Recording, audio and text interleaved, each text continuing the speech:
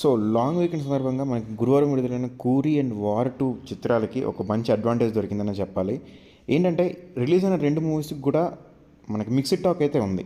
So రివ్యూలు కూడా ఏమంత గొప్పగా అయితే రాలేదు.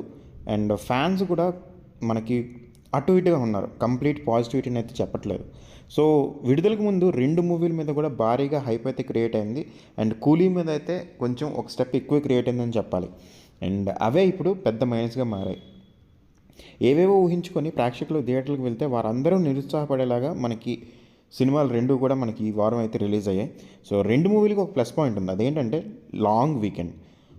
థర్స్‌డే రిలీజ్ అయితే ఫ్రైడే, సాటర్డే, సండే 3 డేస్ కూడా మనకి లాంగ్ వీకెండ్ కలిసొచ్చింది. సో ఓవరాల్‌గా 4 డేస్ కంప్లీట్ బుకింగ్స్‌తో మనకి కళకళలాడే అవకాశం అయితే ఉంది. అండ్ ఏంటంటే అడ్వాన్స్ బుకింగ్ల వల్ల ఆల్రెడీ మనకి చాలా వరకు కలెక్షన్స్ అయితే వచ్చేసాయి. ఫస్ట్ 2-3 డేస్లో హాలిడేస్ పెట్టుకోవడం వల్ల అందరూ కూడా బుకింగ్స్కి మనకి ప్రిఫర్ చేశారు. అండ్ రజనీకాంత్ గారు, ఎన్టీఆర్ గారి మూవీలు కాబట్టి ఎలా ఉన్నా సరే ఒకసారి అయితే చూసేయడానికి రెడీ అయిపోతారు. సినిమాకి కంప్లీట్ యునానిమస్ పాజిటివ్ టాక్ వచ్చుంటే మనకి నెక్స్ట్ నుంచి మనకి ఫ్యామిలీ ఆడియన్స్ కూడా వచ్చే అవకాశం దక్కేది. సో సెకండ్ వీక్ నుంచి అప్పుడు మరింత అడ్వాంటేజ్ ఉండేది. కానీ ఈ negative reviews and mouth talk వల్ల సెకండ్ వీక్ వరకు మనకి మూవీ ఎంతవరకు స్టేబుల్గా ఉండగలదు అనేది డౌటే. ఇప్పటికైతే ఫస్ట్ వీకెండ్ మాత్రం మంచి వసూలు అయితే రాబట్టే అవకాశం ఉంది. సెలవులు కలిసి రాకపోతే మాత్రం 2 సినిమాలకి చాలా డ్యామేజ్ జరిగి ఉంటుంది. వార్ 2ని తెలుగులో 90 crores వరకు అయితే కొనుగోలు చేసినట్లు మనకి news. So already pre release ఈవెంట్లో కూడా మనకి నాగవంశీ గారు ఆల్మోస్ట్ 80-90 crores మధ్యలో మనకి వచ్చింది, నాకు మీరు డబ్బులు ఇప్పించాలని చెప్పి చేసిన కమెంట్స్ కూడా మనకి వైరల్ అయ్యాయి. అండ్ ఇప్పుడు ఆ 90 crores రిటర్న్ రాగలదా అనేది ఒక క్వశ్చన్ మార్క్ అయితే వచ్చింది. ఏంటంటే ఇప్పుడు టాక్ కొంచెం నెగిటివ్గా మారింది. అండ్ మరోవైపు కూలీతో పాటు షేర్ చేసుకోవాలి వచ్చిన వసూళ్ళని కూడా. సో దీనివల్ల నాగవంశీ పెట్టిన పెట్టుబడి తిరిగి రాబట్టుకోవడం అనేది కొంచెం ఆలోచించాల్సిన విషయం. ఆయనకి ఆల్రెడీ కింగ్డమ్ మూవీతో చాలా పెద్ద దెబ్బ తగిలింది. సో వార్ 2 కూడా ఇబ్బంది పెడితే నాగవంశీ గారికి భారీ నష్టాలు అయితే ఉంటాయి. ఆల్మోస్ట్ కింగ్డమ్తో 25 కోట్ల వరకు నష్టం వచ్చిందని చెప్పి ట్రేడ్ వర్గాలు చెప్తున్నాయి. అండ్ వార్ 2తో కూడా ఇన్ కేస్ ఈ వీక్లో మంచిగా రెస్పాండ్ అవ్వకపోతే ఆల్మోస్ట్ అదే రేంజ్లో నష్టాలు వచ్చే ఛాన్స్ అయితే ఉంది. వీటన్నిటి నుంచి నాగవంశీ గారు ఎలా బయటపడతారో చూడాల్సి ఉంది. అండ్ అలాగే సన్ పిక్చర్స్ వాళ్ళు ఆల్రెడీ కూలీ మీద చాలా వరకు ఇన్వెస్ట్ చేస్తారు. అండ్ ప్రమోషనల్ యాక్టివిటీస్ కూడా చాలా హెవీగా చేశారు. సో దానివల్ల సన్ పిక్చర్ చాలా వరకు కూడా సేఫ్ సైడ్లోనే ఆడారు. బట్ రజనీకాంత్ గారి మేనియా మీద ఓవర్సీస్ అండ్ మనకి ఇండియాలో అండ్ తమిళ్, సౌత్ ఇండియా మొత్తం కూడా చాలా వరకు లాగేస్తుంది. అండ్ ఇప్పటికే మనకి డే 1లో 170 crores వరకు గ్రాస్ అయితే వచ్చిందని చెప్పి కౌంట్ అయితే చెప్తున్నారు. సో ఈ నెంబర్స్ ఫస్ట్ వీకెండ్కి ఎలా ఉంటాయనేది మనం చూడాల్సి ఉంది. ఫస్ట్ వీకెండ్లో ఎంతవరకు కలెక్షన్ రాబట్టుకోగలిగితే కూలీకి అంత మంచిది. అండ్ మెయిన్గా ఏంటంటే మనకి డైరెక్టర్ గారి మీద చాలా కమెంట్స్ అయితే వస్తున్నాయి.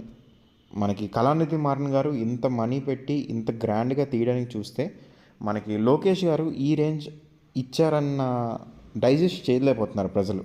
సో దానివల్ల కూలీకి ఒక నెగిటివ్ ఇదైతే వచ్చేసింది. ఎందుకంటే ఓవర్ హైప్డ్ అయిపోయింది కూలీకి. సో ఆ హైప్ను అందుకోలేక మనకి మూవీ అయితే మాత్రం ఫెయిల్ అయిందని చెప్పాలి.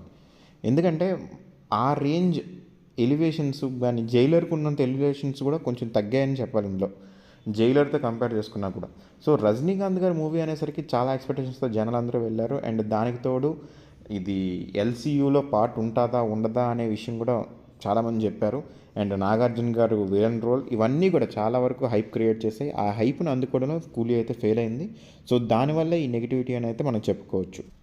వార్ 2 దగ్గరికి వచ్చేసరికి ఫస్ట్ నుంచి ఎక్స్పెక్ట్ చేస్తున్నట్లుగానే వార్ 2 స్పై యూనివర్స్లో స్టోరీని చాలా వరకు కూడా నెగిటివ్గా మారిపోయింది. అండ్ చూసుకున్నట్లయితే కైరా అద్వానీ గారిని మనకి ఏదో యాక్షన్ సీక్వెన్స్ల కింద చూపించారు ట్రీజర్లో వాటిలో. బట్ ఆవిడని ఓన్లీ గ్లామర్ పాత్ర కోసం మాత్రమే వాడుకున్నారు.